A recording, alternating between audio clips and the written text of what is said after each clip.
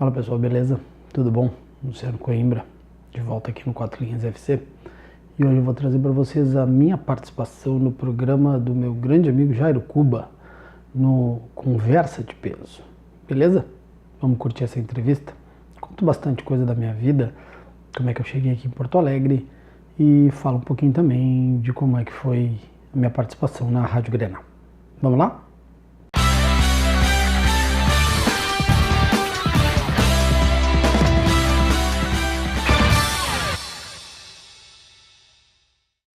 Olá, natural de Pelotas, ele é jornalista e também professor de educação física, é casado com a dona Tamara, pai do Augusto e do Rafael e, acima de tudo, é um grande amigo. Que isso. Lá da Rádio Grenal, o grande Luciano Coimbra.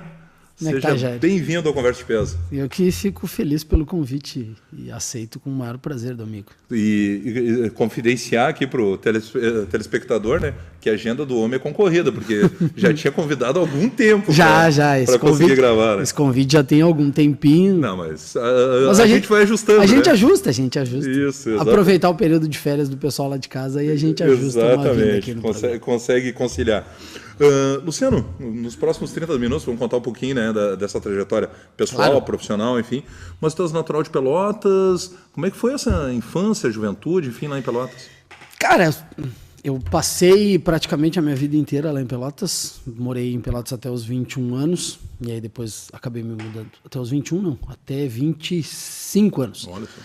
E acabei vindo para Porto Alegre buscar uma qualificação de mestrado na área de educação física. Olha só. Ou seja, o jornalismo acabou vindo bem depois. Uma sequência. Mas sempre fui ligado ao esporte lá em Pelotas, sempre participei de times de futsal da escola, joguei no tempo do trilhoteiro, ou seja, olha só. A coisa é antiga. Exatamente. A minha ligação com o esporte ela é bastante antiga. E aí, depois acabei fazendo faculdade de Educação Física lá na Federal.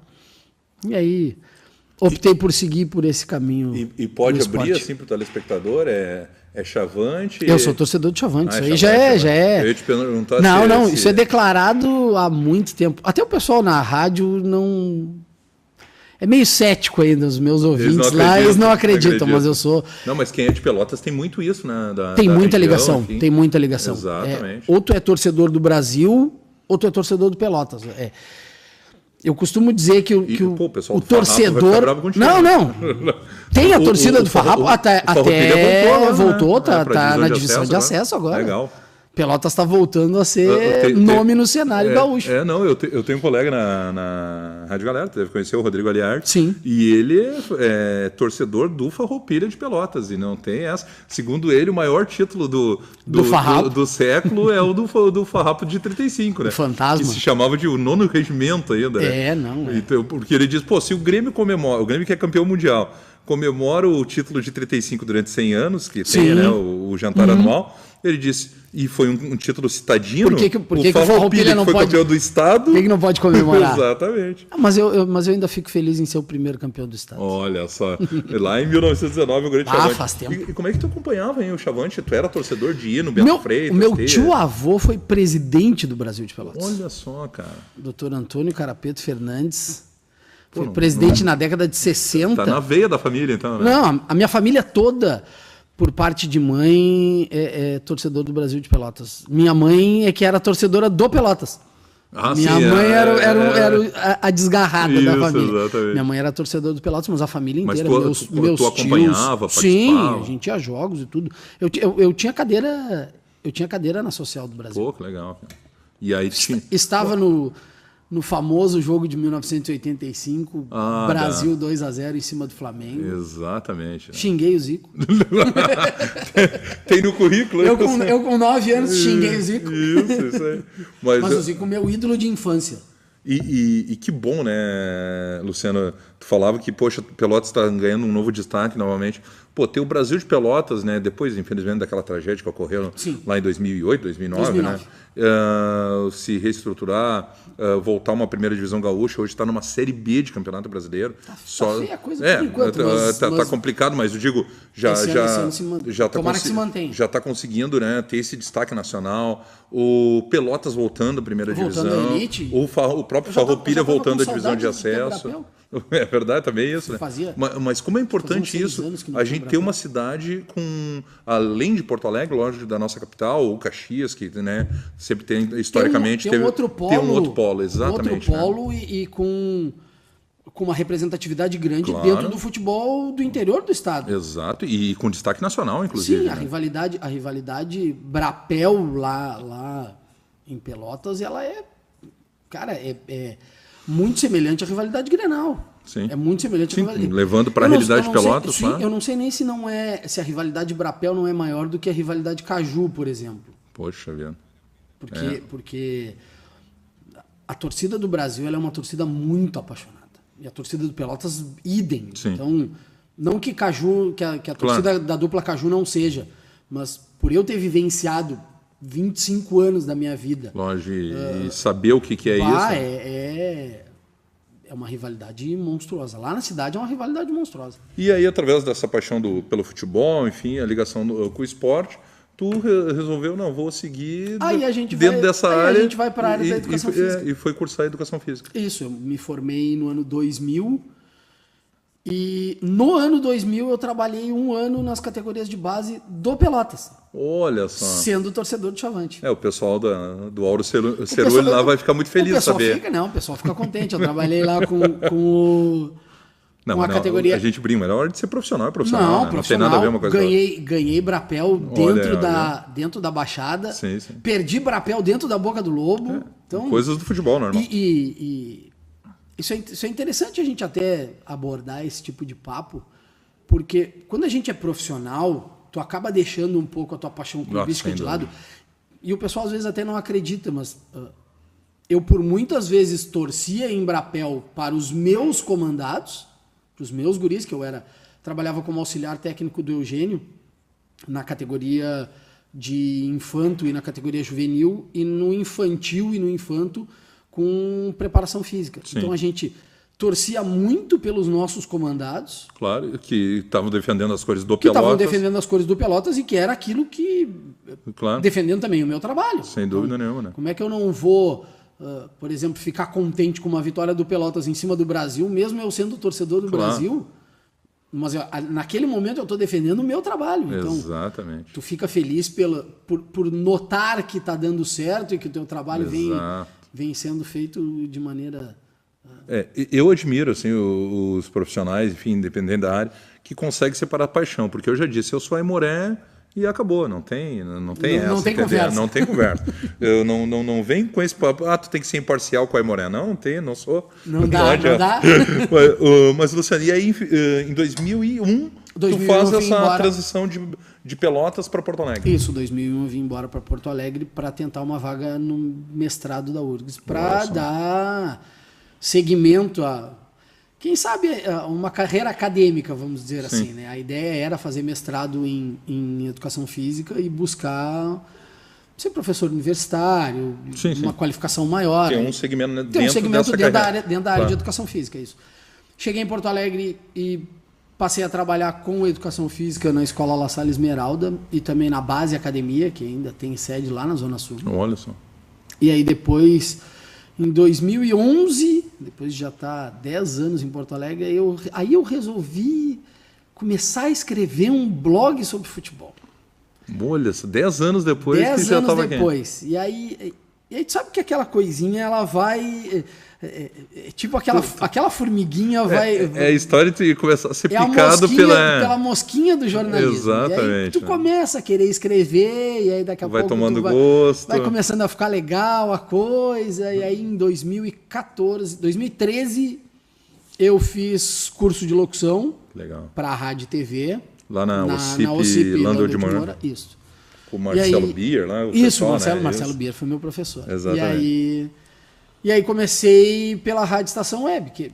Sim, do Rogério Barbosa. Rogério Barbosa, nosso colega Rogério parceiraço. Barbosa. Tem que trazê-lo aqui também. Gente finíssima, gente da maior qualidade. Sem dúvida nenhuma. E aí comecei a trabalhar com ele lá na Rádio Estação Web em 2013.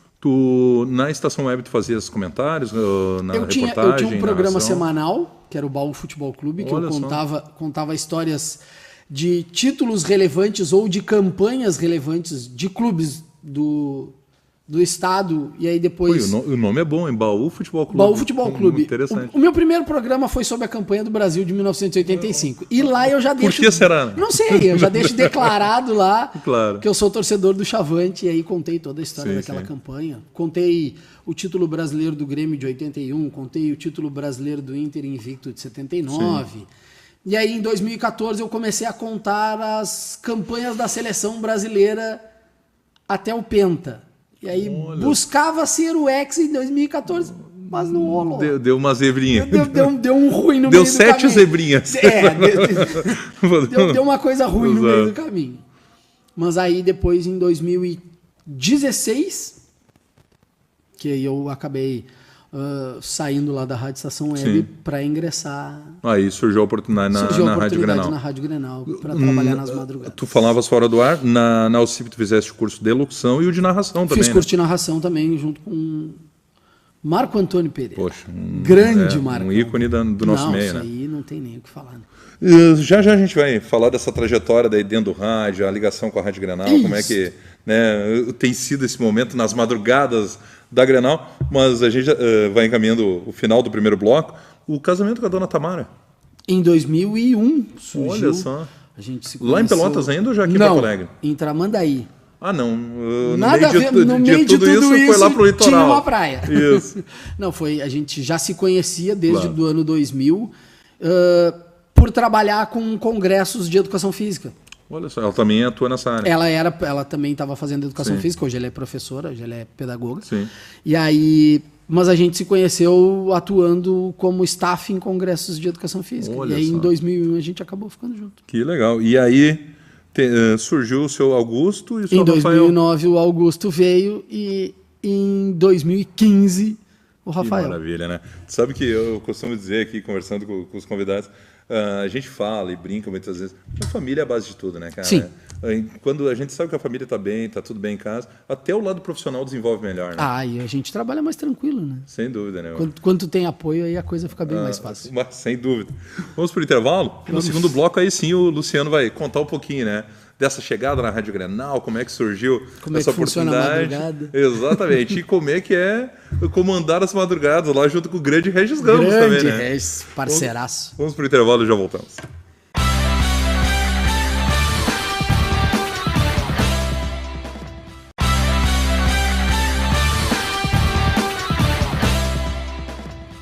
Retomando então a conversa de peso de hoje com meu amigo Luciano Coimbra, lá da Rádio Grenal. No primeiro bloco, né, o Luciano contou um pouquinho dessa trajetória, a infância, a juventude lá em Pelotas, a chegada a Porto Alegre, a atuação também na área da educação física.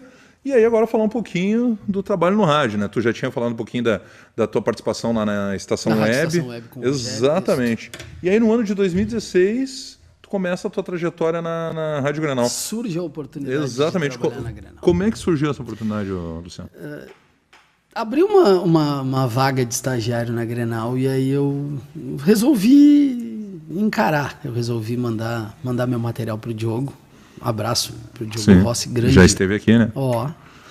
Nosso coordenador lá da rádio. E aí fui conversar com ele. A solicitação dele da Marjana. Pode passar aqui na rádio, claro. Sim, como não? Óbvio, né? E aí, uma das coisas que mais me chamou a atenção na minha entrevista com ele foi uma pergunta que ele me fez de por que um cara com formação em educação física, estudando jornalismo, eu ia 39 anos, o que tu quer fazendo estágio? E eu disse para ele, cara, por algum meio eu preciso começar. Eu não tenho como começar apresentando um programa se eu não tenho essa bagagem toda, se eu não tenho essa experiência toda. Eu preciso começar por baixo. As coisas funcionam assim na vida. A gente não entra na TV sendo Galvão Bueno. Tu vai entrar na TV trabalhando por baixo. Tu não vai ser um Luciano do Vale narrando. A gente não começa uma trajetória de Haroldo de Souza, de Luiz Carlos Reck, que são dois monstros que trabalham comigo lá na Grenal. Então, eu preciso começar por baixo. E aí, aceitei o desafio de trabalhar na madrugada da Grenal. E aí, tu já entra na madrugada direcionado para a madrugada? Direto no boteco. Eu já começo no boteco com o Regis e com o Wesley. E justamente a gente já falava fora do ar, essa já experiência do Regis Ramos, que praticamente desde o início, né, lá no ano de 2010, quando o projeto começou da a Rádio Sul, depois se transformou em Rádio Grenal, e já falei isso para o Diogo, enfim, para outros colegas que participaram aqui, que eu acho espetacular, né, ter uma rádio falando 24 horas de futebol, da dupla Grenal, enfim, e abrange, né, que nem a gente diz, 90 e poucos por cento da população ama futebol. Ter essa bagagem do Regis Ramos já na madrugada te auxiliou bastante? Facilita muito. A gente na madrugada precisa fazer uma projeção do que se espera para a dupla Grenal na sequência do dia, porque a gente está trabalhando com um público que no dia anterior, enquanto as coisas estavam acontecendo, o pessoal estava dormindo normalmente. Então a gente precisa fazer essa recuperação das informações do dia anterior e também fazer essa projeção do que pode acabar acontecendo. E a experiência do Regis, ela facilita muito para isso. Porque a minha experiência na Rádio Web lá com o Rogério, eu tinha o meu programa, que era o meu ritmo, a minha levada, e as transmissões esportivas que a gente fazia pela Rádio Estação Web, ou narrando, ou comentando, ou trabalhando com reportagem de campo. Mas nunca tinha um programa de debate e um programa de 4 horas de duração. Porque o boteco, quando eu entrei no boteco, era das 2 às 6 da manhã. E diário, né? E um programa diário. Exatamente. Então, tu tratar dos assuntos da dupla na madrugada, tu tendo que fazer... a primeira projeção do que vai acontecer era com a gente. Exato. E continua sendo com a gente. Então... A gente abre o dia... exatamente, o dia está começando ali, o dia está né? começando, então a gente abre o dia da Grenal trazendo aquilo que passou e fazendo uma recuperação dos dados que já passaram e das informações e o que se especula e o que não se especula, mas a gente também projeta o que vai acabar acontecendo para o restante do dia na dupla. Então, querendo ou não, é uma responsabilidade imensa de tu abrir o dia e de tu trazer essas primeiras informações, porque muitas vezes aquilo que a gente fala na madrugada, o assunto repercute pelo dia inteiro. Sem dúvida nenhuma, e às vezes por alguns dias. E às vezes por dias. Exato. Então, é uma responsabilidade trabalhar com o Regis, facilitou e muito isso. A bagagem que ele tem é espetacular. E justamente na em cima disso, Luciano, essa questão de... Poxa, tu estar falando num microfone que, né, tá embaixo ali do guarda-chuva da Rede Pampa, é uma das maiores redes de comunicação do estado, numa Rádio Grenal que hoje está ali brigando por liderança de audiência, né? Os números mostram que é a segunda no Ibope em transmissões. Na madrugada, eu acho que por diversas vezes a gente consegue atingir liderança de Ibope. Liderar a audiência, enfim. Como é que tem sido para ti? Tá tendo essa experiência espetacular, né? De poder falar para um público tão grande, e até tu me dizia fora do ar que quando entrou na madrugada, poxa, para quem que eu vou falar na madrugada? E hoje tu vê que a audiência é imensa. A expectativa que eu tinha era de não saber quem é que ia estar me ouvindo. Claro. E aí tu chega lá e tu começa a ver a interatividade pelo WhatsApp da rádio, a interatividade pelo Twitter da rádio, pelo Facebook da rádio. E aí tu vê que tem gente da China que te escuta, que tem gente do Japão que te escuta, que tem gente na Europa, nos Estados Unidos, que tem gente... Aí a gente até entende, porque está num fuso horário diferente e acaba facilitando. Sim, uns estão indo trabalhar pelo aplicativo, isso. Aí tem site, gente indo trabalhar, ou tem gente almoçando, porque aí o boteco pegava um horário de madrugada aqui, mas pega um horário de almoço, e Japão, Austrália e coisa e tal. E aí eu comecei a anotar, abri lá um documento lá e comecei a anotar um bloco de notas dos países que nos ouvem e que mandam mensagem, que mandam recado e não sei o quê. E cara, é um troço absurdo. É incrível isso. Não era a dimensão que eu tinha, porque eu não tinha o costume de escutar rádio na madrugada, sabe? E aí tu fica pensando, pô, quem é que escuta rádio de madrugada? Não tem ninguém que escute. Que nem a gente falou anteriormente, né? Na madrugada, a gente tem essa visão. O pessoal quer ouvir uma música. Uma coisa mais tranquila. Alguma coisa de uma participação de ouvinte e tal. E vai relaxando para descansar. Para descansar, não. Mas tem o pessoal da polícia, tem delegacia, exatamente, tem... hospitais, portarias. Taxistas. Sim. Agora os aplicativos, aí Uber, enfim. E essa galera toda acompanha a Grenal. Não, e todo mundo consome a madrugada. A gente mensura esse nosso alcance aí pela interatividade dos ouvintes, que é absurdo. Tu já foi lá na rádio, Sim, exato. E aí o pessoal reclama, mas vocês não leem minha mensagem. Nossa, mas é... O pessoal não tem ideia do que a gente recebe. Não é maldade, não é. Não é selecionado. Não né? tem nada disso, selecionado. É que realmente o número de participações é imenso. É muito grande, é muito grande. E eu não tinha essa dimensão. E aí tu começa a ir te ambientando com o horário, tu começa a ver que aquilo é verdade, não descrendo de quem trabalha no horário, mas tu começa a ver que aquilo é verdade. E que tem gente te ouvindo, e que tem gente em Minas Gerais, a audiência da Grenal em Minas Gerais é gigante. Olha só. De atleticanos e de cruzeiristas, sabe? É uma coisa que é só trabalhar com futebol, só o futebol que consegue fazer isso. Isso que acaba te proporcionando. Que acaba proporcionando. Muita gente que nos escuta não é torcedor de Grêmio de Inter. É verdade.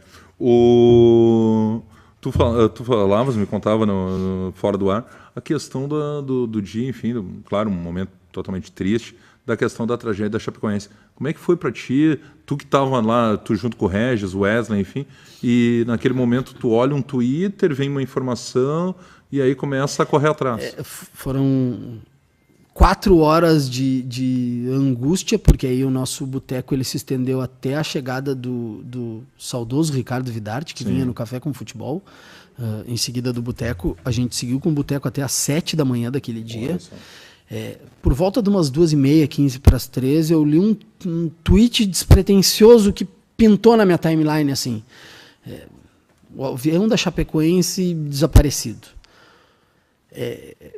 Sabe, às vezes a gente fica pensando assim, é legal tu transmitir uma final de campeonato, é legal tu transmitir momentos alegres. Exato. Todo mundo quer estar nos grandes eventos.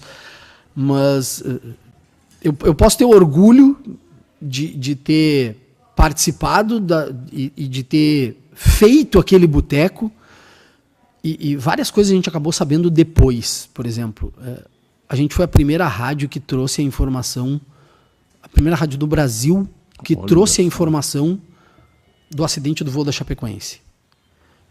Isso é muito grande. A audiência da Grenal naquela madrugada, eu acho que foi na lua. Sim. A gente buscava informação pelas TVs fechadas, pelos canais fechados de esporte, e não conseguia nada. E aí, quando eu li aquele tweet, eu olhei para o Regis e disse, olha aqui, tem uma informação de que sumiu o voo da Chapecoense dos radares lá do aeroporto. E deu um silêncio no estúdio. E aí eu disse para o Regis, eu vou sair e vou buscar mais informações, porque alguma coisa a gente tem que trazer para a nossa audiência. Sem dúvida, né? E aí o Regis e o Wesley seguiram tocando o programa, e eu saí do estúdio, ali no antigo estúdiozinho lá na Grenal, no pequeno, né? E para a primeira pessoa que eu ligo é para o presidente da Chapecoense. E o celular dele toca e ninguém atende. E aí eu digo, eu vou ligar para o assessor, porque alguém tem que me trazer alguma informação. Sim. E aí o celular do assessor de imprensa da Chape já nem chamava. E aí eu digo, cara, e agora? E aí tu começa aí eu começo a correr. Coisa realmente está acontecendo. Alguma coisa tem. Aí eu começo a correr a minha agenda de contatos e brilha o contato do assessor de imprensa do Santa Fé, da Colômbia. Olha só. Que não tinha ligação nenhuma com a Chapecoense naquele momento em si. Exato. Eu digo, cara, eu não vou... se eu mandar um WhatsApp pro cara agora, o cara não... Sim, vai ver no outro dia. Eu vou ligar para ele. E eu liguei.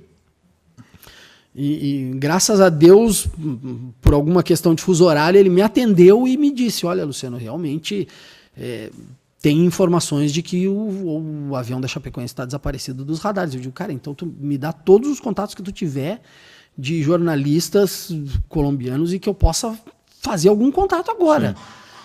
Ele me passou uns 7, 8 contatos de jornalistas, e aí eu comecei a ligar para eles. E aí sabe aquelas coisas O primeiro contato que eu ligo foi para Roberto Urrea. Ele é jornalista na Rádio Caracol, lá da Colômbia. E ele me atende. E aí eu me identifiquei, eu sou Luciano Coimbra, produtor aqui da Rádio Grenal, assim, não sei o quê. Eu queria confirmar contigo o que está acontecendo com o avião da Chapecoense, que parece que está sumido do radar. E ele disse, Luciano, eu tô indo para lá. E eu digo, cara, então nós vamos te botar no ar agora. E ele disse, ok. E eu voltei pro estúdio com o Whats na mão já. Eu voltei pro estúdio e aí o Regis me olhou e disse assim, a gente tá com o Roberto Reia, nosso colega jornalista da Rádio Caracol da Colômbia, assim, e ele vai nos trazer mais informações e aquelas coisas que a gente fica sabendo depois. Ele falou com a gente no ar, ao vivo, na Grenal, antes dele entrar no ar pela Rádio Caracol. Pô, isso é muito grande. Ele estava em deslocamento para o local do acidente, tanto é que o fim da ligação começa a cortar por causa do sinal de internet. Sim. Que começa a ficar ruim. E o local do acidente foi um local de montanha. Enfim, né? Complicado de chegar lá. E ele nos dá toda a informação de que realmente tinha caído o avião da Chapecoense. Isso era por volta de 3 da manhã. Nossa. E me arrepio só de lembrar do dia. Mas foi muito forte. A partir daquele momento, a descontração que a gente tem do Boteco, claro, que tu conhece do nosso programa, e a gente brinca e tá sempre de frescura. E tá sempre falando alguma coisa ou outra. Sumiu e o Boteco virou um hard news e virou um programa de jornalismo de verdade. Não que o jornalismo que a gente não faça é esportivo, mas virou um programa sério. Exato. Ele tomou um outro rumo e foram... Como o momento requeria, né? Claro, foram as 4 horas mais pesadas que eu já tive no rádio, empunhando o microfone da Rádio Grenal. A gente... É fora de... Eu tenho guardado aquele programa. Eu busquei no Audio Rec depois e eu tenho aquele arquivo todo guardadinho. Não sei se dá para dizer assim, mas como um troféu profissional. Porque aquele programa para mim, foi inesquecível. O melhor programa que eu já fiz até hoje. Infelizmente, num momento muito trágico. Para a gente encerrar, o pessoal já está fazendo sinal lá. A questão que a gente às vezes fala, e eu falo com bastante colegas, e todos me dizem praticamente a mesma coisa. Essa questão da glamorização que existe ainda no jornalismo, no rádio, né? Quem está do outro lado sempre... mas poxa, o Luciano, tá lá, fala na Rádio Grenal, né? Não sei quantos milhões de ouvintes, é um formador de opinião, que nem a gente fala, ou então entrevista, né? Personalidades, enfim... esse tem realmente contatos. Tem contato. Esse é o lado maravilhoso do jornalismo mesmo. A gente não para quem até quer ser jornalista, estudante, enfim, realmente é muito bom. Mas e o outro lado aí? E o lado do correr atrás? O lado do dar trabalho, o lado do trabalho. Como é que é para ti bolo de convidado? Exatamente. Sabe que eu também tinha essa ideia, essa visão de que a profissão do jornalismo é uma profissão de glamour e tudo, e coisa, mas não é. A gente tem que fazer aquilo. Né? A gente tem que fazer aquilo porque gosta. Não? Se tu vai para essa profissão por causa do glamour, prazeroso. É um trabalho prazeroso. Se tu vai buscar glamour na profissão do jornalismo e se tu vai buscar o jornalismo por causa do glamour da profissão, cara, nem vai. Não tá no lugar certo. Não tá porque não é por aí. Não é isso aí que traz. É legal? Sem dúvida. Mas faz porque gosta. Não faz pelo glamour. O glamour vem, se é que vem, com anos e anos e anos e anos e anos. E que nem a gente fala... Lógico, o lado financeiro é importantíssimo, ninguém vive de vento, de amor, enfim, mas como é bom poder trabalhar no que se gosta, no que se tem prazer, e como o jornalista te traz isso, né? A gente, conversando lá em casa, a gente brinca que eu fui descobrir uma profissão de verdade e do meu gosto pessoal e uma paixão depois de velho. Até parece. Mas não é. Claro. É que aí tu vai amadurecendo algumas ideias e tu vai vendo que as coisas funcionam. Tu vai buscando aquilo que tu gosta de fazer. E aí quando tu faz o que tu gosta, tu não trabalha. Aquilo te dá prazer. Exatamente. Luciano. Que isso, já. Poxa, uma satisfação. A satisfação é minha estar no teu programa. Parabéns por todo o trabalho desenvolvido e um sucesso ainda maior, viu? Obrigado. Valeu. E o pessoal que quiser acompanhar o Luciano, todas as madrugadas... Das 2 às 5 da manhã na Rádio Grenal. 95,9 FM. Isso mesmo. Pode seguir no meu canal no YouTube. Isso. E de vez em quando o Gordinho vai lá incomodar. De vez em quando o Jairo aparece lá. Exatamente. Conversa de Peso volta no próximo programa.